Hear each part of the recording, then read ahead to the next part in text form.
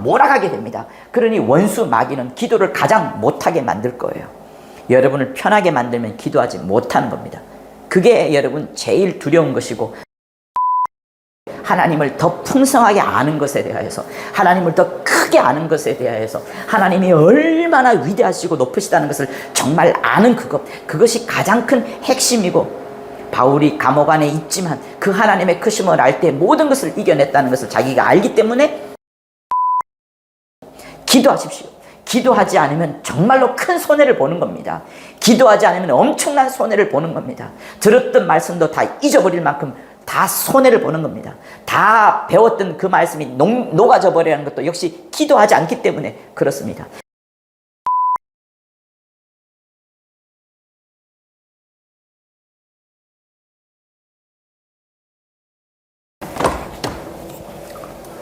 안녕하세요. 오늘도 여러분들에게 에베소서를 가지고 수요 예배를 하도록 하겠습니다. 3장 14절과 15절 말씀 두 절을 보도록 하겠습니다. 이러므로 내가 하늘과 땅에 있는 각 족속에게 이름을 주신 아버지 앞에 무릎을 꿇고 비노니, 하나님은 매우 크신 분이십니다. 그 크신 하나님에 대하여서 알아가기를 우리 영혼은 매우 원하고 있습니다. 갈구하고 있다라고 해도 과언이 아닐 겁니다. 우리의 영은 오직 하나님의 말씀을 먹음으로 하나님이 친히 해주시는 그 신령한 말씀을 알게 됨으로써 우리 영이 소생하고 힘을 얻게 됩니다. 음식을 먹어야지 우리 육체가 사는 것처럼, 또 우리가 갖고 있는 이름은 불림을 받고 영광을 얻음으로써 그 이름이 하나의 식물을 얻는 것이 됩니다. 마찬가지로 우리의 영은, 영이라는 것이 그 속에 들어와야 되는데 그 영은 하나님의 말씀 이외에 없습니다. 그래서 내 말이 영이요 라고 하신 말씀처럼 하나님에 관한 것, 하나님의 말씀이 내 영에 들어와야지 힘을 얻게 되고 풍성하여지고 강건하여집니다. 근데 그 많은 말씀과 내용들 중에서 가장 중요한 것은 하나님을 더 알아가는 그것이 정말 필요합니다. 우리 삶의 역경을 이겨내는 것은 하나님을 알아갈 때에 하나님이 지금 무엇을 내게 원하시고 있는지를 정확하게 알고 계시기 때문에, 하나님께서 내 영과 육체와 내 환경이 무엇이 필요하다는 것을 하나님이 아시기 때문에 그 하나님을 아는 것이 정말로 필요합니다. 저는 이 에베소서 3장 14절에서부터 19절까지 있는 이 바울의 기도를 보면서 두 가지가 생각이 났습니다. 첫 번째는 바울이 1장에서도 기도하는 장면이 나오거든요. 기도문이 나옵니다. 그리고 또 3장에서도 이렇게 기도문이 나옵니다. 바울이 왜 이렇게 기도문을 선호했을까라는 생각을 해보게 되었습니다. 그러다가 문득 이런 생각을 가져보게 되었어요. 과연 성경에서 나오는 인물, 여러 인물들 중에 주 예수님을 빼고서 가장 많은 기도를 한 사람이 누구일까라는 생각을 해보았습니다. 진짜 누가 가장 많은 기도를 했을까? 제 머릿속에는 세 사람이 떠올랐어요.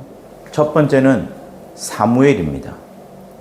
사무엘이 기도의 사람이었다. 죽는 날까지 기도를 쉬지 아니하겠노라라는 다짐도 했었던 것처럼,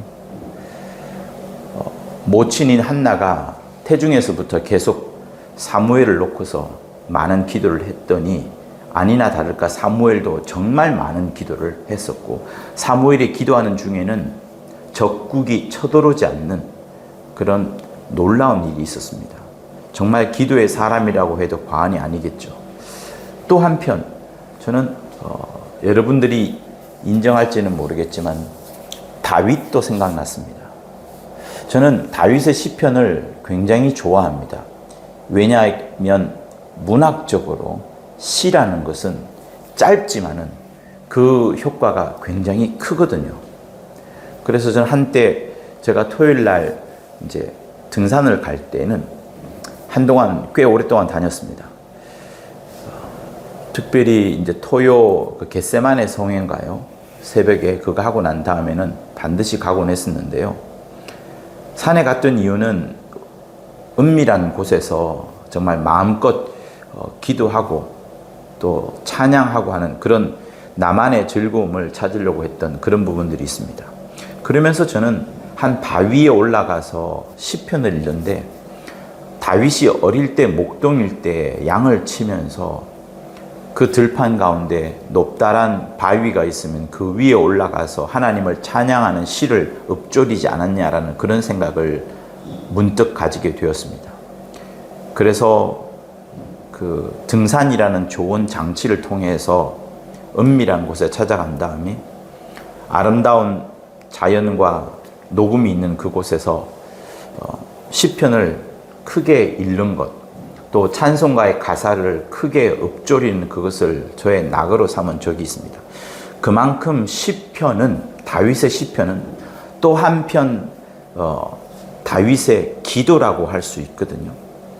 그 기도 속에는 다윗이 당했던 어떤 어려움, 또 사울 왕으로부터 쫓기는 목숨에 대한 어떤 두려움, 그리고 그 가운데서도 하나님이 자기를 사랑해 주시고 은혜 베풀어 주시는 그 놀라운 하나님의 자비, 인애, 이런 것들이 녹록하게 들어가 있어서 개인의 영적 생활과 개인의 신앙 생활을 하는 데 있어서는 다윗의 시편이 우리에게 시사해 주는 바가 적지 않다라는 그런 생각을 많이 가져보게 되었습니다. 또 한편, 또 한 사람을 제가 발견하게 되었는데요. 그것은 무엇인가 하면 성경의 한 인물입니다. 신약에 나온 인물인데, 여러분, 그러니까 이 기도를 하고 이 설교를 위해서 영감을 갖고 준비를 하는 중에, 기도하는 중에 그런 생각을 갖게 되었습니다. 과연 바울의 서신서와 사복음서 중에 무엇이 먼저 쓰여졌을까 하는 그런 부분입니다. 우리는 사복음서가 앞에 있다 보니까 사복음서가 먼저 쓰여졌을 것이라 생각을 하고 중요성을 사복음서에 더 많이 둡니다. 왜냐하면 주 예수의 말씀과 주 예수의 행적들이 그곳에 기록되어 있기 때문인 거죠. 그래서 비중을 굉장히 거기 많이 둡니다. 그리고 초신자들한테도 사복음서를 읽어라 이렇게 말을 하죠. 그런데 연대기를 한번 제 나름대로 생각을 해 보았습니다. 근데 불현듯 문득 제 머릿속에 팍 떠오르는 게 있었으니 그것은 뭐냐면 바울이 편지를 쓴 것이, 서신서를 쓴 것이 먼저이고 그 이후에 사복음서가 쓰여졌다는 것을 제 머릿속을 지나가게 되었습니다. 저는 암기하는 것은 아니지만 이해를 하거든요. 이해를 할 때 항상 어떤 이해를 하고 있나 그러면 요한이 가장 사복음서에 나중에 쓰여졌다. 그것이 이제 주후 100년으로 생각합니다. 100년. 누가복음이 90년. 마태복음이 80년. 마가복음이 70년. 마가복음을 제일 먼저 썼으니까요. 귀신에 관한 부분이 많이 들어가 있고 짧지만 핵심적인 복음서가 들어있는 부분이 마가복음인데 그 마가복음이 이제 제일 먼저, 그리고 요한복음이 제일 나중입니다. 그래서 100년, 90년, 80년, 70년. 그런데 그 70년 이전에 쓴 성경이 있습니다. 그게 뭐냐면 바울의 서신서예요. 바울이 왜 편지를 썼을까요? 바울은 어떻게 편지를 썼을까요? 우리는 잘 알고 있다시피 바울이 이곳저곳 이방인의 나라를 향하여 전도하러 간 것을 알고 있습니다만, 그러나 그가 많은 세월을 보내신 것은 감옥에서 많은 세월을 보냈습니다. 그러다 보니 저는 그런 생각을 하게 되었습니다. 바울이 감옥에서 도대체 무엇을 했을까 하는 그런 생각을 가져보았습니다. 최근에 제가 읽고 있는 소리내어서 읽고 있는 성경은 사도행전인데요. 그 사도행전에는 그런 표현이 있죠. 감옥에 들어가 있었는데 다른 자기 동료들과 함께 그곳에서 기도하고 찬미했더라. 그런 중에 지진이 일어나서 옥중의 문들이 다 깨어져 가지고 간수가 막 자결하는 그런 장면. 그 장면을 보면서 바울이 감옥에서 무엇을 했을까 하는 그런 생각을 함께 해보게 되었습니다. 여러분, 저는 그래서 성경에서 가장 기도를 많이 한 인물은 사실 바울로 봅니다. 그의 기도는 정말 진액을 짜내듯 마치 예수께서 겟세마네 동산에서 마지막 기도를 겟세마네에서 그렇게 마지막 기도를 짜내는 기도를 하셨던 것처럼 바울은 매 순간 감옥에서 짜내는 기도를 했을 것이라 생각을 합니다. 그 많은 시간들 속에서 바울이 무엇을 했을까요? 기도, 전도, 찬미. 전도는 아마 글을 쓰면서 서신서를 쓰면서 했을 것이라 봅니다. 여러분, 바울은 지금 이 에베소서 3장에서 누구를 위하여서 지금 기도하고 있냐 그러면 에베소 성도를 위하여서 기도합니다. 에베소는 한 지역이 아닙니다. 소아시아가 시작되는 그리고 요한계시록의 7교회가 시작되는 그 모든 한 라인의 맨 앞머리에 있는 중요한 교회입니다. 에베소 교회의 편지가 전달될 때는 7교회를 넘어서서 수많은 그 아시아에 있는 교회들에게 편지가 함께 전달되는 겁니다. 그러니 에베소 성도를 위하여서 기도하는 것은 당대의 그 유대인이 아닌 이방인 나라의 이방인 지역에 함께 서신서가 전달되는 그 의미를 말하는 겁니다. 바울은 누구보다도 바리새인이고 가말리엘의 학파에서 가장 출중했던 인물입니다.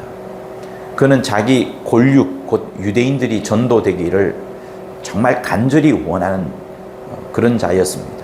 그런데 그 유대인들과 자기 골육과 친척과 동일한 선상에서 바울이 기도를 하는데 무엇을 기도하냐면 너희들이 같은 하나님의 권속이 아니냐. 유대인과 이방인이나 차별이 없이 예수 안에서 원유맨 한 세 사람을 이루지 않았느냐. 그리스도의 몸을 이루지 않았냐. 누구 하나 차별이 없다. 그런 너희들, 유대인과 똑같은 너희들을 위해서 내가 기도하는데 하나님의 많은 사랑을 유대인이 받았던 그 하나님의 관심처럼 하나님의 많은 사랑을 받기를 원하는 그 기도를 하고 있습니다. 근데 여러분, 지금 바울은 굉장히 낮아져 있는 마음이에요. 감옥에서 있을 때의 그의 낮아져 있는 마음, 정말 낮아져 있는 마음. 예수께서 이 땅에 오실 때 누구보다도 낮은 위치로, 낮은 자격으로, 낮은 자로 오셨습니다. 그렇게 낮은 자로 온 이유는 뭔가요? 그거는 다른 뜻이 아닙니다. 오직 하나님 아버지를 높여드리는, 하나님 아버지를 가장 높여드리는 그 일을 위하여서, 그거를 위하여서 자기 자신뿐만 아니라 수많은 영적 존재들과 모든 사람들이 다 알 수 있도록, 모든 피조물들이 다 알 수 있도록 하나님만을 높이는 그것을 보여드리려고 이 땅에 가장 낮은 모습으로 오셨습니다. 바울은 자기도 알지 못하는 가운데 분명히 예수께서 자기를 다메섹에서 부르실 때에는 이방인의 사도로 보낸다고 말씀을 하실 정도로 마음껏 쓰시는 줄 알았는데 정작 많이 있었던 그의 공간은 쇠상찰에 있고 창문이 없는, 바깥에는 간수가 창을 들고 지키고 있고 습기가 너무 꽉 차 있고 곰팡이 냄새가 너무나도 나는 이곳저곳에서 사람들의 신음소리가 나는 그곳에 갇혀 있으니 과연 그것이 이방인의 사도라 할 수 있느냐라는 그런 자기 자신에 대한 의문을 많이 가졌을 겁니다. 분명히 다메섹에서 자기를 부르셨는데 왜 자기를 이런 것으로 쓰시고 이런 곳에 두셨느냐는 여러 생각해 보았을 겁니다. 바울은 지금 갇혀 있어요. 심령은 누구보다도 낮은 위치에 있습니다. 정말 지하 감옥의 그 지하 가장 밑구덩이에 있어요. 그런 와중에 바울이 무엇을 할 수 있을까요? 여러분은 어떻게 생각하십니까? 바울을 사람들이 복음 전하는 일을 막고 있습니다. 복음을 못 전하게 막고 있어요. 로마에도 못 가게끔 하고 에베소에도 못 가게끔 하고 어느 특정한 지역에 못 가도록 막고 있습니다. 그러나 바울을 막아둘 수 없는 게 있습니다. 단 한 가지도 막을 수 없는 게 있어요. 그거는 뭐냐면 여러분, 바울이 지금 감옥에 있습니다. 그게 뭘까요? 바울을 절대로 막을 수 없는 것, 바울이 뭔가를 하고자 할 때 절대로 끊을 수 없는 것, 도무지 막을 수 없는 것, 어떤 사람도 심지어 어떤 영적 존재도 타락한 천사도 귀신도 막을 수 없는 게 그게 뭘까요? 바울은 지금 감옥 안에서 전도를 했을까요? 전도를 했다고 봅니다. 바울의 편지를 누군가는 갖다 주었을 것이고 또 바울을 신방하는 자들이 있었을 것이라 저는 생각을 하는 거예요. 그렇기 때문에 바울은 틈틈이 자기를 감옥에 찾아오는 사람에게 전도를 했을 것이고 또 그 전도 과정을 통해서 어느 에베소 교회에 어떤 문제가 생겼다, 갈라디아에는 이런 문제가 생겼다, 뭐 등등 여러 이야기를 들으면서 그 교회의 사정을 살피게 되고 그 교회가 필요한 메시지를 서신을 통해서 그 신방원자에게 전해주면서 그 편지가 전해졌을 겁니다. 그러니 바울은 전도를 했어요. 전도를 막을 수가 없었습니다. 그래서 성경에 그런 표현이 있죠. 말씀을 막을 수가 없다. 비록 내가 옥에 갇혀 있지만 절대로 이 말씀을 막을 수 없다라는 그 표현이 있습니다. 자, 디모데후서 2장이거든요. 자, 복음을 인하여 내가 죄인과 같이 매이는 데까지 고난을 받았으나, 바울이 왜 매였습니까? 하나님의 복음을, 하나님의 나라와 죽은 자의 부활, 몸의 부활에 대해서 계속 설교를 했다고 했습니다. 그래서 유대인들이 가장 듣기 싫어하는 말, 부활? 하나님? 예수가 하나님의 아들이라고? 이 말을 너무나도 싫어했기 때문에 사람들을 충동하여서 바울을 옥에 가둔 겁니다. 그래서 복음 때문에 내가 죄인과 같이, 죄수와 같이 감옥에 매이는 데까지 고난을 받았으나 하나님의 말씀은 매이지 아니하니라. 하나님의 말씀은 매이지 아니한다라고 말을 합니다. 여러분, 하나님의 말씀은 바울을 감옥에 가두어 놓더라도 그 속에서 편지를 써내려가고 그 속에서 말씀을 전함으로써 복음이 흘러가도록 했습니다. 근데 이 복음이 단순한 복음이 아니라는 것을 우리는 특별히 에베소서, 빌립보서, 골로새서 이 세 서신서를 특별히 보면서 하나님의 의도라는 놀라운 그 하나님의 비밀이 또 다르게 감춰져 있다는 것을 계속 지금 우리는 수요일마다 보고 있습니다. 그러니 바울이 감옥에 갇혀 있지만 복음을 써내려가는 것은 어느 누구도 막지 못했고 그것을 전달하는 것에 대해서도 막지 못했습니다. 비록 갇혀 있었지만 복음은 흘러갔던 거예요. 하나님의 말씀은 매이지 않았습니다. 그러다 보니 저는 복음은 자유롭게 흘러갔구나라는 생각을 가져보는데, 만약에 누군가가 그 서신서까지 막고 바울이를 굉장히 미워했더라면 손목을 묶고요, 손목에 착고를 달고 그랬으면 바울은 아마 편지도 못 썼을 것이고 또 어떤 접견도, 감옥에 어떤 사람이 신방오는 그런 접견도 막았다면 바울은 아무것도 못했을 것이라 봅니다. 그런데 저는 바울이 아무것도 못했다고 하더라도 실제로 그렇게 바울을 억어하고 묶는다 하더라도요, 마지막 한 가지만큼은 절대로 묶어둘 수 없는 게 있다는 것을 저는 알게 되었습니다. 그것이 뭔가요? 그것이 가장 바울을 바울답게 만들어간 그것으로 저는 확인하게 되었습니다. 그거는 뭐냐면 바로 기도입니다. 여러분, 기도는 아무도 막을 수가 없습니다. 손목을 묶는다 하더라도요, 감옥에 있다 하더라고요, 무덤 속에 들어갔다 하더라도요, 무덤에 돌을 굴려서 내가 나오지 못하게 한다 하더라도요, 밥을 못 먹는다 하더라도요, 아니면 요나처럼 물고기 뱃속에 있다 하더라도요, 항상 우리가 할 수 있는 것은 내 영이 하나님께 기도할 수 있다는 그 부분입니다. 누군가의 여러분의 입술을 꿰매어 버린다 하더라도 여러분, 우리는 기도할 수 있습니다. 저는 군대에 있을 때 매우 힘든 훈련을 받을 때 너무나도 주위에 있는 사람들이 무서웠고요. 또 그런 무서운 어떤 강한 훈련을 받고 있는 상황이었습니다. 한마디 말도 못하는 그런 상황이었는데, 그때 입술은 벌리고 있었지만 꽉 깨문 그 이빨 사이로 혀를 계속 움직여 나가면서 밖에 있는 사람은 들을 수 없지만 방언이라는 그 놀라운 그 장치를 통하여서 계속 나의 힘듦과 어려움 속에 있는 그 상황 속에 있던 나를 이겨내기 위하여서 계속해서 하나님께 기도했던 그 생각이 늘 납니다. 그때 저의 기도는 정말 제 자랑이 아닙니다만 뜨거웠습니다. 간절했고요.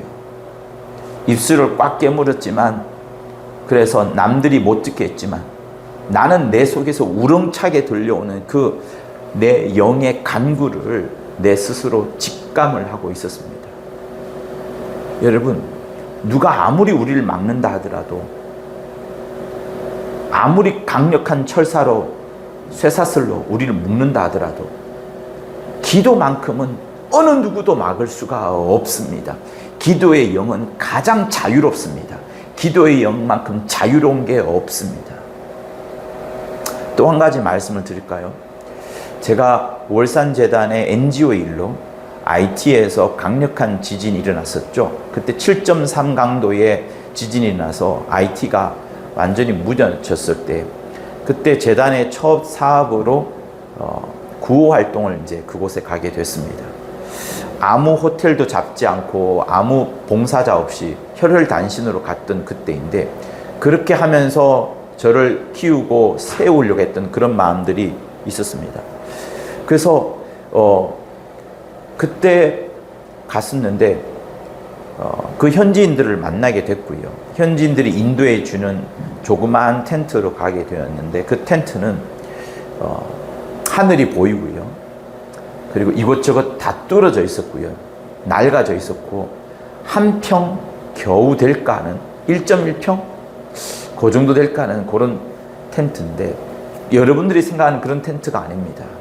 그냥 포장마차 같은 그런 재질의 텐트로 된 부분인데, 잠을 자는데 바닥이 연결되어 있습니다. 땅하고. 그 바닥에서 개미와 이만한 거미들이 계속 나오는데, 그 첫날 밤을 저는 잊을 수가 없습니다. 근데 그게 문제가 아니라, 여러분, 그곳은 전기가 아예 들어오지 않기 때문에요. 전기가 아예 안 들어옵니다. 그러니 낮에는 밝지만은 저녁이 되면 깜깜합니다. 8시간 내지 10시간이 깜깜한 암흑천지가 됩니다. 저는 그렇게 세상에 태어나서 그렇게 하늘에 별이 많은 줄은 그때 처음 보았고, 그 충격이 대단합니다. 그렇게 아름다울 수가 없었을 정도로 밤이 짙습니다. 흑암 그 자체입니다. 그러니 바깥으로 무서워서 나가지도 못합니다. 라이터를 켤 수도 없습니다. 왜? 이미 건전지는 바닥이 나 있고 건전지를 살 수 있는 그 나라가 아닙니다. 그러니까 저는 그 밤의 시간이 굉장히 저에게 길었어요. 근데 그때 제가 무엇을 했을까요? 말씀을 읽을 수 있습니까? 성경을 피더라도 빛이 없는데요. 은인이 비치는 달빛 가운데 읽긴 했지만 나머지 시간들은 무엇을 할 수 있을까요? 여러분, 그때 저는 무엇을 했냐 그러면 잠을 잡니다. 잠을 자더라도 10시간 이상 잠을 잘 수가 없습니다. 여러분 아시지 않습니까? 나머지 시간 뭘 할까요?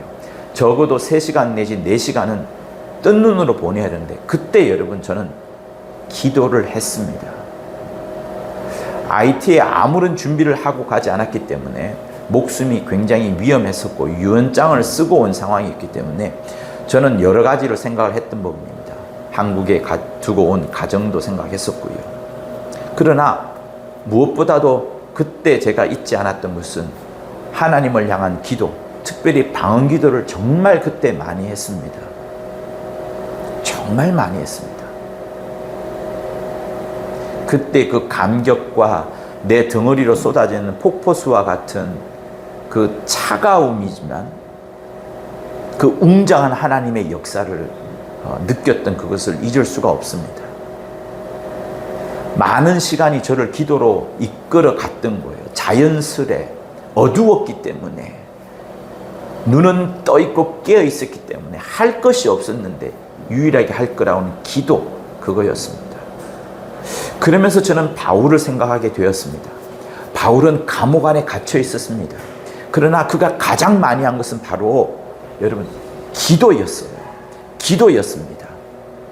바울이 감옥에서 한 것은 뭐냐면, 감옥에 있은 것이 아니라 감옥에 있었던 모든 시간은 바울의 기도 시간이었습니다.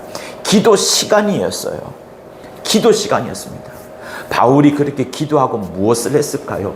기도를 하고 나서 넘쳐나는 그의 에너지 속에서, 기도를 쭉쭉쭉 쌓아놨던 그것 속에서 그때 부어주신 하나님의 영감들이 바울의 서신서에 넉넉히 들어가 있는데, 그 영감들 덕분에 여러분 빌립보서 2장의 그 놀라운 하나님의 의도, 에베소서 1장에 있는 하나님 아버지의 그 크심, 그리고 에베소서 2장에 있는 인간의 처절히 약함과 유약함, 무너질 수밖에 없는 그 현실, 그리고 에베소 3장에 있는 하나님을 향한 간절한 기도, 그리고 에베소 6장에 있는 영적 전쟁, 영적 세계에 대한 밝히 보여주는 그런 면들, 전신갑주인 하나님의 말씀으로 이겨내라는 이런 영감들, 골로새서 그곳에 스며들인 아들의 나라에 대한 그 찬란함, 이런 모든 영감들이 여러분 바울이 감옥에 있을 때 그가 기도하면서 얻게 된 겁니다. 그러니 여러분 오늘 본문을 읽으면서 저는 딱 2절을 읽고서, 기도, 우리에게 정말 기도가 필요한구나. 그래서 여러분, 내가 기도하지 않는 그것, 기도하는 환경이 되지 않는 그것이 굉장히 손해라는 것, 굉장히 손해라는 것, 여러분이 큰 손해를 보고 있는 겁니다. 기도할 수 없는 환경이라면. 그러면 여러분 언제 기도하지 못할까요? 내가 감옥에 있을 때 기도하지 못할까요? 아니면 내가 시간이 바빠서 기도하지 못할까요? 아니면 내가 굉장히 즐거운 일이 많아서 친구 찾아가고 영화 보고 또 어떤 즐거움을 찾으려 할 그때 기도하지 못할까요? 요즘은 말입니다, 내가 감옥에 있기 때문에 기도 못하는 게 아닙니다. 세상의 즐거움이 너무 크기 때문에 그 즐거움을 향하여서 쫓아가려다 보니까 기도를 못하게 되는 것이지, 다른 그 무엇으로 기도하지 못하는 게 아닙니다. 즐거움을 찾는 그것, 다시 말하면 내 육체가 원하는 바를 찾으러 가려 하다 보니까 내 기도, 곧 영의 간구, 영과 영이 만나야 되는 그 순간을 확보하지 못함으로써 기도하지 못한 겁니다. 그러나 바울은 감옥에 있음으로써 자연스레 하나님과의 영적 교제를 할 수 있게 된 거예요. 그 영적 교제를 하게 되면서 하나님으로부터 수많은 영감을 얻게 되었고, 그 영감의 소산으로서 서신서를 써내려 갔었고, 여러분 서신서가 막 이제 퍼져나갑니다. 잘 들어보십시오. 재밌습니다. 서신서가 막 퍼져나갑니다. 바울이 주후 50년부터 편지를 써갔거든요. 50년부터 70년까지. 그러니까 7, 8, 9, 10, 70년대 마가복음이 써졌으니까 50년대, 60년대 바울의 서신서가 막 퍼져나갔습니다. 근데 바울은 12사도가 아닙니다. 그죠? 12사도가 아님에도 불구하고 바울의 서신서가 막 퍼져나갑니다. 예루살렘에도 도착을 했을 거예요. 놀랍습니다. 영감이 넘쳐납니다. 그런데 바울의 서신서에는 뭐가 없을까요? 있기는 합니다만 다른 차별되는 그런 어떤 부분들이 없습니다. 바울의 서신서를 읽었던 12사도는 어떤 마음이었을까요? 아니, 바울은 지금 바울이 만난 예수에 대한 영감과 하나님의 경륜, 그리고 바울이 얼마나 많은 하나님의 비밀에 대한 단어를 쓰면서까지, 하나님의 신비라는 단어를 쓰면서까지 주 예수를 막 드러냅니까? 영원부터 감추었던 하나님의 그 비밀을 천사들에게도 알게끔 하고 너희들에게끔 알게끔 하고 또 교회를 통하여서 온 세상에 알리고 싶어 한다. 무엇을? 하나님의 비밀인 예수 그리스도를. 그러니 그 편지를 보았던 12사도들이 충격받지 않겠습니까? 아니, 우리는 바울보다 더 크신 바울이 만나지 못했던, 직접 눈으로 보고 손으로 만짐받고 주목하여 자세히 살펴봤던 그 생명의 말씀인 주 예수를 우리는 만났는데 우리는 뭘 하고 있느냐라고 하면서 그때부터 써내려간 게 뭐예요? 마태, 마가, 누가, 요한, 사복음서가 되는 겁니다. 바울의 영향력은 적지 않습니다. 그 모든 출발점이 어디라고요? 감옥이라고요. 가장 낮은 위치에 있는 감옥이라고요. 감옥이라는 가장 낮은 위치에 있으면서 하나님이 폭포수와 같이 부어주는 그 영감, 그것이 축적되고 바울에게 어떤 연필이 있었을까요? 컴퓨터가 있었을까요? 타자기가 있었을까요? 그것이 축적되었다가 어느 순간 누군가가 왔을 때 그때 확 쏟아내면서 그것이 응축되어 핵폭탄처럼 확 번져나갔던 겁니다.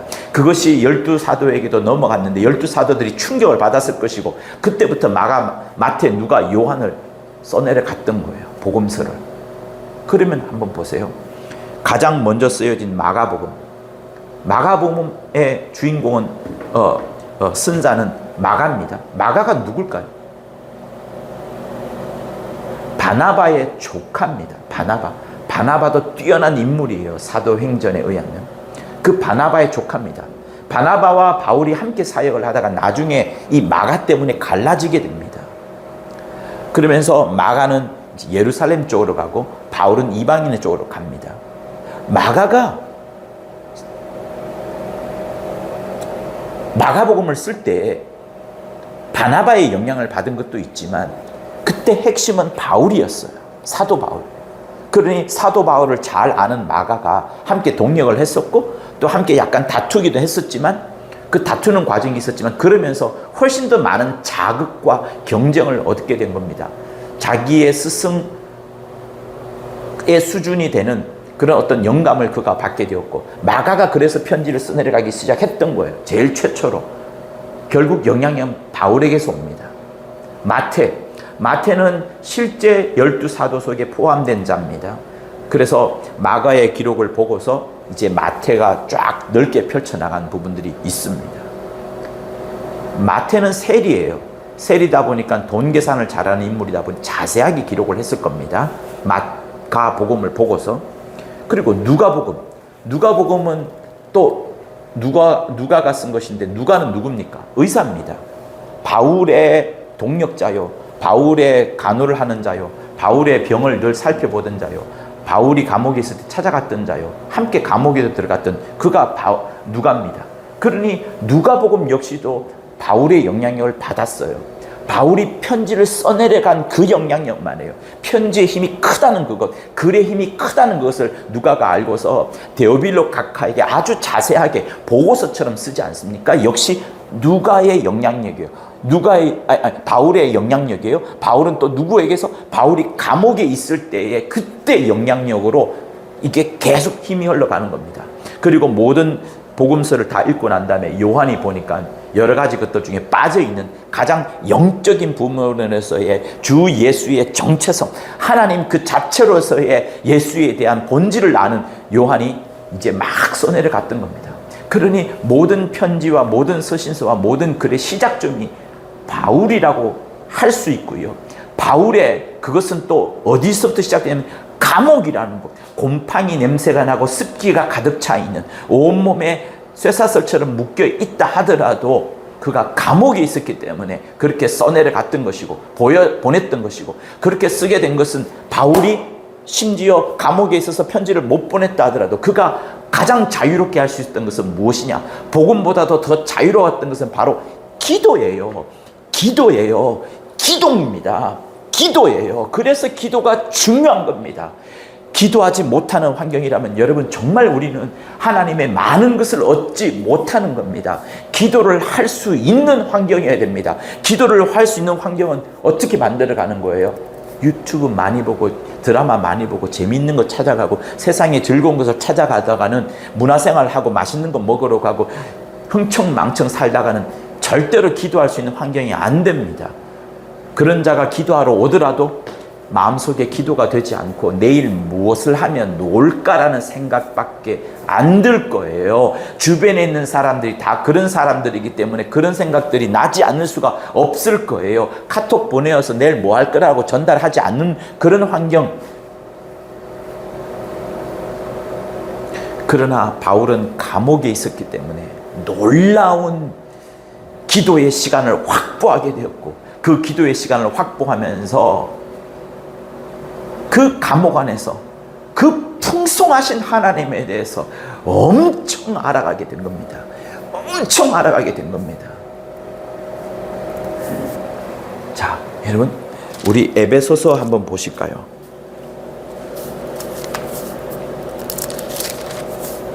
자, 에베소서 1장을 보면 바울의 기도가 15절부터 나옵니다. 바울의 기도가 15절부터 나오는데, 저는 여러분들이 바울이 기도하는 것 중에 무엇을 기도했는가를 꼭 확인하기를 부탁드립니다. 바울의 기도 제목이 진짜 무엇이었느냐, 가장 핵심적인 기도 제목이 무엇이었느냐 꼭 확인하기를 바랍니다. 자, 1장 15절부터 제가 한번 읽어봐 드리는데 잘 들어보시면서 핵심을 여러분 파악하셨으면 하는 겁니다. 이를 인하여 주 예수 안에서 너희 믿음과 모든 성도를 향한 사랑을 나도 듣고, 바울이 듣습니다. 여러 교회 소식들을. 너희를 인하여 감사하기를 마지 아니하고 내가 기도할 때 너희를 말하노라. 너희를 놓고서 기도한다는 겁니다. 자, 그런데 우리 주 예수 그리스도의 하나님, 영광의 아버지께서 어떻게 해주시길 원하는데, 지혜와 계시의 정신을 너희에게 주사, 지혜를 꼭 너희들이 가지기를, 계시의 정신을 너희들이 꼭 가지기를, 계시의 마음을 꼭 가지기를. 그러니까 지혜를 가져라, 뭔가를 배워라. 그런데 하나님을 알게 하시고, 여러분, 하나님을 알게 하는 것, 하나님을 알게 하는 것. 여러분, 바울이 기도 제목 중에, 그리고 다른 사람들한테 어떤 기도 제목을 보내면서, 도구 기도 제목을 보내면서 내가 감옥에서 풀려날 것을 기도해라. 우리 능히 그렇게 할 수 있습니다. 그리고 내가 감옥에서 이렇게 아프고 저렇게 아픈 거, 조금 아픈 거 기도해 달라. 이런 기도 제목 있을까요? 아예 없습니다. 아예 없습니다. 아예 없습니다. 감옥에서 풀어내 달라고 기도하지 않습니다. 아픈 거 해결해 달라고 기도하지 않습니다. 오히려 하나님을 알라, 하나님을 알라, 하나님을 알자. 너희가 지혜와 계시의 정신을 받아서 하나님을 더욱더 알기를 원하노라. 영광의 아버지 하나님께서 그런 하나님을 알게 하는 것이 너에게 있기를 원하노라는 이것이 가득 차 있어요. 그래서 알고서 전하고, 알고서 전하는 이것을 항상 간구하고 있습니다. 너희 마음 눈을 밝히사 제발 마음을 열어라. 그의 부르심의 소망이 무엇이며 너희를 왜 불렀는지 그걸 알지 못하느냐. 알아라. 왜 불렀는지, 너희를 세상에서 끄집어내어서 왜 사랑의 아들의 나라로 불러내었는지 그걸 꼭 알아라. 그 소망을 알아라 하시고, 성도 안에서 그 기업의 영광의 풍성이 무엇이며, 많은 사람들이 기업의 영광의 풍성, 이것을 무엇이라고 질문을 하는데, 여러분, 하늘을 후사로 받았다는 그것을 기업이라고 말하는 겁니다. 그러니 우리는 이 땅을 기업으로 받은 자가 아니라, 유대 민족은, 이스라엘 백성은 이 땅을, 이스라엘 나라 땅을, 그 가나안 땅을 기업으로 받았지만, 우리 예수 믿는 우리는 하늘을 기업으로 받는 거예요. 예수께서 하늘의 후사가 되셨던 것처럼 우리 역시도 하늘의 후사가 될 것이니 그것을 기업으로 받았다는 것을 너희들이 알아라. 이렇게 말하는 겁니다. 알아라. 그의 힘의 강력으로 역사하심을 따라 믿는 우리에게 베푸신 능력의 지극히 크심이 어떠한 것을 너희로 알게 하시기를 구하노라. 알게 하시기를 구하노라. 그러니 에베소에서가 시작하면서 바울이 쓰고 있는 그의 기도 제목은 제발 하나님을 알아라. 하나님이 얼마나 크신지 알아라. 하나님의 그 영광의 풍성함이 얼마나 큰지를 알아라. 하나님께서 너희 눈을 밝혀주어가지고 마음의 눈도 밝혀주시고 지혜와 계시의 정신을 주어가지고 하나님을 좀 더 알아라. 더 알아라. 하나님을 아는 것이 가장 큰 힘이고 능력이다. 그 하나님을 알 때 더러운 귀신도 떠나가는 것이고 하나님을 알 때 병도 고쳐지는 것이고 이거를 지금 말하고 있는 거예요. 하나님을 아는 것. 자, 그게 에베소서 1장에 있는 바울의 기도입니다. 그리고 우리가 지금 보았던 3장에 있는 기도 제목도 한번 보실까요? 16절부터 보시면 좋겠습니다. 3장 16절. 그 영광의 풍성을 따라 하나님의 영광이 큰 것을 우리가 보아야 되는 겁니다. 그의 성령으로 말미암아 너희 속사람을 능력으로 강건하게 하옵시며 성령 때문에 우리의 겉사람이 아닌 속사람. 바울이 지금 감옥 안에 있지만 자기 속사람을 기도하는 것이지 자기 겉사람을 위해서 기도한다면 감옥에서 꺼내주세요. 내가 지금 이렇게 감옥에 있어서 오랫동안 먹지 못하고 힘들고 아프니까 나를 어떻게 아프지 않게 해주세요. 이런 겉사람의 기도를 하는 것이 아니라 속사람에 대한 기도를 하는 겁니다. 믿음으로 말미암아 그리스도께서 너희 마음에 계시게 하옵시고. 그리스도께서 믿음과 우리 마음을 붙잡아 주는 것을 기도합니다. 마음, 너희가 사랑 가운데서 뿌리가 박혀 또 터가 굳어지고 능히 모든 성도와 함께 지식에 넘치는 그리스도의 사랑을 알아라. 너희들이 알고 있는 그 지식의 수준에서 더 그리스도의 사랑을 알아라라고 말을 합니다. 어느 정도까지? 그 넓이와 길이와 높이와 깊이가 어떠함을 깨달아 하나님의 모든 충만하신 것으로 너희에게 충만하시기를 구하노라. 그러니 여러분, 에베소서 3장 역시 우리에게 하나님을 더 풍성하게 아는 것에 대하여서, 하나님을 더 크게 아는 것에 대하여서, 하나님이 얼마나 위대하시고 높으시다는 것을 정말 아는 그것이 가장 큰 핵심이고, 바울이 감옥 안에 있지만 그 하나님의 크심을 알 때 모든 것을 이겨냈다는 것을 자기가 알기 때문에 편지를 써서 바깥에 있는 성도들에게도, 자유가 있는 그들에게도 또다시 하나님을 알아라 이렇게 말을 하고 있는 겁니다.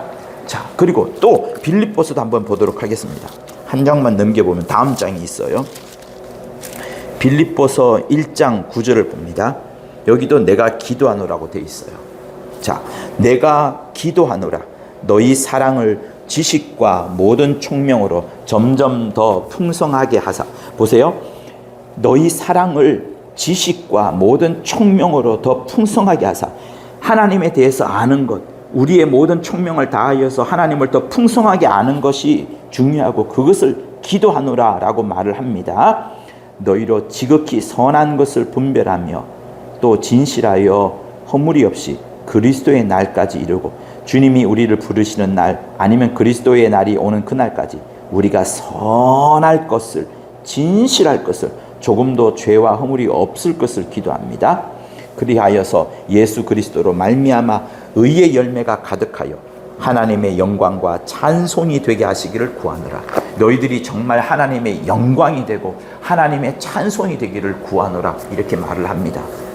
그러니까 바울이 지금 감옥에 갇혀 있지만 감옥에 있지 않는 다른 성도들은 정말로 하나님의 영광을 드러내는 자로, 하나님을 찬송하는 자로, 그리스도의 편지로, 그리스도의 향기로 무사람들에게 막 읽혀지고 들려지는, 그래서 하나님을 더욱더 그들도, 이방인들도 알아가도록, 이방인들도 전도가 되어지도록 하나님을 풍성히 알도록 원하는 것이 역시 이 빌립보서에 또 있는 거예요. 자, 그리고 빌립보서 또 다른 후반부를 한번 보도록 하겠습니다. 빌립보서 4장이고요. 4장 4절부터 나오는데, 여러분, 바울이 그토록 힘든 여정 속에 살아왔다가 그 여정을 끝마친 과정 중에는 항상 감옥에 들어가 있는 그런 현실입니다. 그러니 바울이 얼마나 힘들겠어요. 그러나 바울은 힘들다는 말을 절대로 하지 않고 전혀 반대의 말을 합니다. 반대의 말. 이 반대의 말은 절대 바울이 어떤 연기를 하거나 연극을 하는 것이 아닙니다. 실제를 말하는 거예요. 그래서 이렇게 말합니다. 주 안에서 항상 기뻐하라. 우리가 아무리 삶이 어렵다 하더라도 바울보다 편해요. 바울보다 어렵지 않습니다. 바울보다 고생스럽지 않습니다. 바울보다 억울하지 않습니다. 그런데 바울은 이렇게 말해요. 주 안에서 항상 기뻐하라. 내가 다시 말하노니 기뻐하라. 너희 관용을 모든 사람에게 알게 하라. 주께서 가까우시니라. 관용을 알게 하라는 것은 너희가 아무리 힘들다 할지라도, 아무리 억울한 게 있다 할지라도 상대방을 이해하면서 그것을 포용하여 주고 이해하여 주되 하나님의 크신 뜻 안에서 그것을 포용하고 이해해 주어라. 여러분들이 아무리 어렵다 하더라도 관용이라는 그 놀라운 하나님의 마음을 갖고서 마치 하나님이 우리에게 자비와 인애를 베푸시는 것처럼 그런 마음으로 내 주변에 있는 사람들에게 관용을 베푸라, 이렇게 말씀하시는 겁니다. 그러면서 또 놀라운 말씀이 기뻐하라와 함께 나오는 거예요. 무엇이 나오느냐? 아무것도 염려하지 말고 오직 모든 일에 기도와 간구로 너희 구할 것을 감사함으로 하나님께 아뢰라. 이런 힘듦 속에서도 염려하지 마라. 너희들 나를 염려하지 마라. 감옥에 있는 나를 염려하지 마라. 감옥에 있는 나를 걱정하지 마라. 오히려 기도하라. 간구하라. 구할 것을 감사함으로, 바울이 감옥에 있는 것도 너희들이 감사함으로 하나님께 아뢰라, 이렇게 말씀합니다. 그렇게 하면 어떻게 되느냐? 모든 지각에 뛰어난 하나님의 평강이 그리스도 예수 안에서 무엇을 지킨다고요? 너희 마음과 생각을 지키리라. 그래서 하나님을 알게 된 그 지식, 하나님에 대해서 풍성히 누리게 된 진리, 그것을 조무지 빼앗기지 않는 마음과 생각을 지켜주신 이거를 또한 바울이 기도하고 있습니다. 결국 여기서도 하나님을 알아가는데 하나님을 알아가면서 알게 된 그 진리를 빼앗기지 않는 그것, 바울이 저런 환난 속에 있지만, 바울이 저런 어려움 속에 있지만 성도들은 도무지 그것 때문에, 바울의 처한 환경 때문에 내가 가진 그 믿음, 하나님이 주신 그 진리를 도무지 빼앗겨서는 안 된다는 것을 이렇게 지금 고백하고 있는 거예요. 그러니 하나님을 알아가는 것이 얼마나 중요한지 다시 여기서 우리는 확인할 수 있게 되는 겁니다. 자, 그리고 또 한 장을 넘겨서 골로새서를 한번 볼게요. 골로새서 1장에도 이제 기도하는 장면이 나와요. 자, 9절부터 한번 보시면, 이로써 우리도 듣던 날부터 너희를 위하여 기도하기를 그치지 아니하고 구하노니, 계속 기도합니다. 계속 기도합니다. 너희로 하여금 모든 신령한 지혜와, 신령한 지혜, 이것 역시도 하나님을 알아가는 거예요. 총명, 하나님 때문에 세상을 이겨내는 여러 가지 방법, 어떤 소원, 이런 것들을 얻게 되니까 모든 신령한 지혜와 총명에 하나님의 뜻을 아는 것으로 채우게 하시고, 그러니까 핵심은 하나님의 뜻으로 채우는 거예요. 하나님의 그 마음속에 있는 그 간절함을 우리 속에 채우는 것, 그래서 하나님의 뜻을 채우는 그것이 매우 중요하다. 주께서 합당히 행하여 범사에 기쁘게 하시고 모든 선한 일의 열매를 맺게 하시며 하나님을 아는 것에 잘하게 하시고, 하나님을 아는 것에 잘하는 것, 하나님을 아는 것으로 우리가 자라나는 것, 하나님을 아는 것이 정말 필요하다는 것을 또다시 이야기합니다. 그 영광의 힘을 쫓아 모든 능력으로 능하게 하시며 기쁨으로 모든 견딤과 오래 참음에 이르게 하시고 우리로 하여금 빛 가운데서 성도의 기업의 부분을 얻기에 합당하게 하신 아버지께 감사하게 하시기를 원하노라. 그러니 여러분, 전부 다 하나님을 알아가는 것, 하나님을 정말 아는 것, 이게 정말로 필요하다는 것을 바울이 계속 그의 기도 제목 속에서 계속 이야기를 하고 있는 겁니다. 왜? 자기가 감옥에 있지만 이 감옥 속에서 아무것도 할 수 없는 것 같았는데 어느 누구도 막을 수 없는, 내 손모가지를 착고로 채운다 하더라도 나를 막을 수 없는 첫 번째는 기도였다. 영과 영으로서의 하나님을 만나고 교제하는 그것이었다. 그 교제를 함으로 해서 하나님으로부터 풍성한 사랑을 받게 되었고, 하나님을 알게 되면서 그 영감을 얻게 되었고, 하나님을 알게 되면서 하나님의 지혜를 터득하게 되었고, 하나님을 알게 되면서 성도들에게 무엇이 필요한지도 알게 되었다. 그러니 하나님을 알자, 하나님을 알자. 그 알아가는 것이 첫 번째는 기도를 통하여서. 그래서 여러분들이 무릎 꿇고 가장 어려울 때 기도할 그때에 하나님을 더욱더 알아가게 되는 그 마음이, 그 심령이 여러분 영으로서 여러분들에게 엄청난 양식이 되어 가는 겁니다. 여러분들이 주일날 하나님의 말씀을 들을 때 어떤 특정한 사실을 알게 될 때 기쁘지 않습니까? 그거는 하나님에 대해서 알아가는 것이 여러분 속에 들어왔기 때문에, 그것이 진리처럼 남기 때문에 굉장한 자양분이 되는, 영양분이 되는 귀중한 영적 지식이 되기 때문에 그렇습니다. 그러니 여러분, 두 가지를 여러분한테 말씀을 드립니다. 항상 하나님을 알아가도록, 하나님을 아는 그것 때문에 이 세상의 어떤 싸움과 역경을 이겨낼 수 있도록 하나님을 알아가는 것, 그것이 첫 번째고요. 두 번째는 이것이 언제 되어진다고요? 우리가 목사님의 말씀을 통해서 듣기도 하고 성경을 통해서도 배우기도 하겠지만, 여러분, 그것을 여러분의 심령 속에 새기려면 말이에요. 여러분의 피가 되고, 여러분의 살이 되고, 여러분의 혈관을 흐르는 정말 어떤 그 중요한 핏덩어리가 되게 하려면 그것을 기도를 해야 되는 겁니다. 기도 없이는 절대로 되지 않습니다. 그러니 들어왔던 말씀이 내 안에서 정말 확실하게 흘러가게 되고, 들어왔던 말씀이 내 삶 가운데 뿌리를 쫙쫙쫙 내리게 되고, 그래서 핏덩어리가 되고 뿌리가 되는 것은 기도를 하는 그 장치를 통하여서 내 속에 막 새겨 넣는 겁니다. 새겨 넣는 거예요. 그래서 기도라는 시간을 확보하십시오. 언제든지 여러분 기도할 수 있습니다. 바울도 감옥이라는 그 환경 속에서 오히려 기도를 하게 된 거예요. 그 환경 속에서 기도를 하게 된 겁니다. 가장 움직이지 못하는 환경 속에서 기도를 하게 된 거예요. 기도의 영은 어느 누구도 막을 수가 없습니다. 여러분, 절대로 못 막는 것이 기도입니다. 기도는 절대로 막지를 못해요. 그래서 저는 한 가지 두려운 것이 있습니다. 무엇이 두렵냐? 내가 기도하지 못한다는 것, 그것이 가장 두렵고, 또 여러분들이 기도하지 않게 된다는 것, 그것이 가장 두려운 겁니다. 왜? 기도할 수 있거든요. 항상 기도할 수 있거든요. 항상 기도할 수 있습니다. 우리 육체가 깨진 이후에는 기도할 수 없습니다. 육체가 있을 때에만 기도할 수 있는데, 그 육체가 아무리 억어받는다 하더라도, 감옥에 들어간다 하더라도, 쇠사슬에 매였다 하더라도, 손목을 딱 비틀어 맸다 하더라도, 병상에 누워서 아무것 할 수 없다 하더라도 나는 기도할 수 있어요. 그렇게 무한한 자유를 기도라는 영 속에 하나님이 담고 주었습니다. 그런데 우리가 왜 기도하지 못하나요?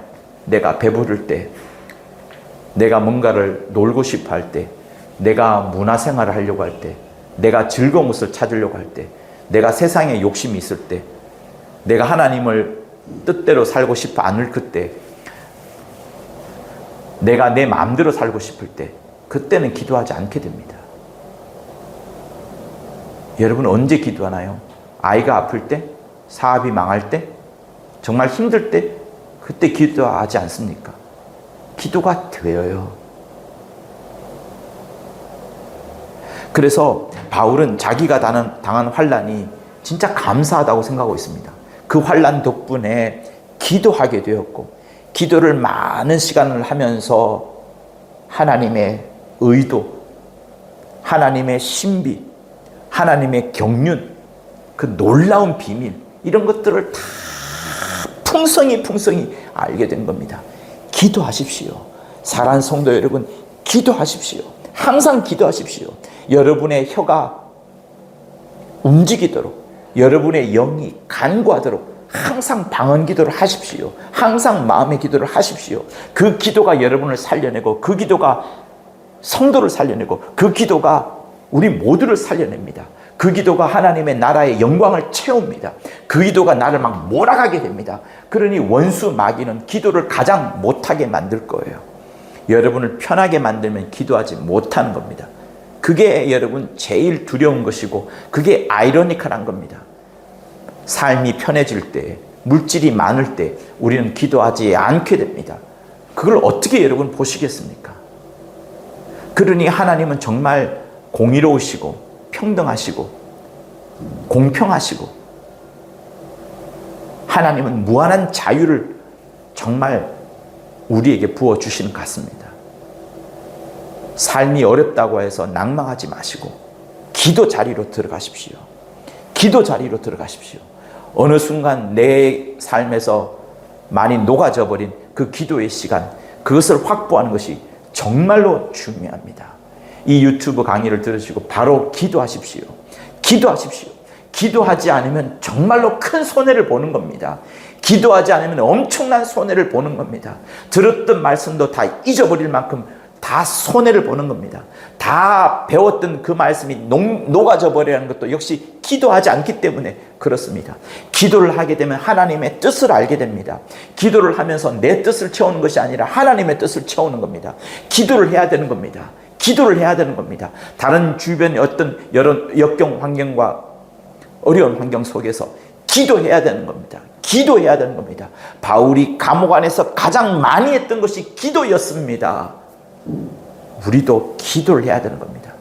기도 가운데 하나님의 풍성한 사랑, 자비, 어떤 때는 또 징계, 경고, 하나님의 영감, 하나님의 인도하심, 누구를 만나야 될지, 무엇을 해야 될지 모든 것들이 기도 가운데 드러나고 기도 가운데 말씀하시는 겁니다. 성령이 여러분을 일깨워서 기도하게 하시는 바로 이 순간인 것임을 여러분 아시고 정말 기도하는 여러분이 되기를 예수 이름으로 축원합니다. 할렐루야.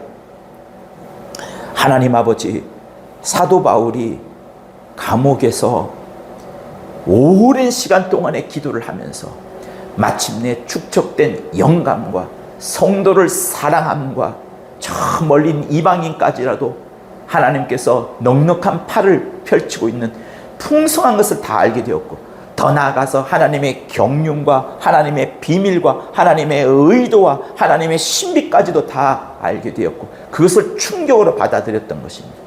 바로 우리로 하여금 기도하는 자, 우리도 역시 기도하는 자, 삶이 편하여지고 넉넉한 가운데 들어가 기도를 잊어버리는 자가 아니라 어려움 속에 있다라도 정말 기도하는 자, 간구하는 자, 매달리는 자, 주께 모든 것을 드리는 자, 하나님을 철저히 의지하는 자, 하나님의 뜻을 물어보는 자들 다 되도록 역사하여 주시옵소서.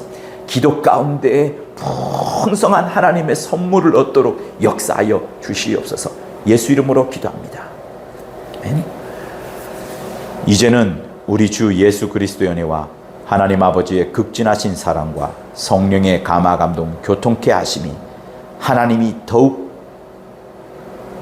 알아가려 하는 성도들 위해, 하나님을 더욱더 알아가려 하는 성도들 위해, 또 기도하고 간구하는 성도들 위해 영원토록 함께 있을지어다. 아멘. 고맙습니다.